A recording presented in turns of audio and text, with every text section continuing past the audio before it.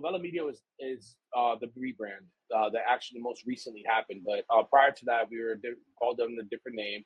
I started the company actually with previous partners, businesses that I had just like after college. For years was kind of doing branding, marketing, design work here and there. I like to be creative, so if anybody that liked what I did, logo here and there, website or something like that, it was always a side thing, right? I obviously needed some stability and work, different jobs, corporate, and all that other stuff.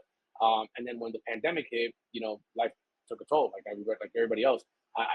Funny enough, I was actually March 3rd, 2020. I went to Europe to celebrate a corporate promotion. I was working down on Wall Street for a franchise company, and I had just gotten a promotion. And while I was out there, everything went south, and I learned that I was one of the many people furloughed. So it's like, wow, I go spend this money in Europe to then find out that I don't even have a job to come back to. But with all that, the PPP loans and the SBA loans that people were taking out, allowed a lot of people to be able to open up businesses. And so, of course, a lot of people started, reaching out. Hey, can you make my logo? Can you make this? Can you make that? And one of the biggest gaps that we kind of found was that we would create all these assets for people, and then they couldn't get it printed because China was closed, and all these other businesses were kind of going under. So I had another business prior that I was able to secure a loan, a government loan as well. I used that to start buying machinery, printing machines. And the first machine, I actually still have it. There was a sticker machine, it did like stickers, like labels, things like that. And it just started like that.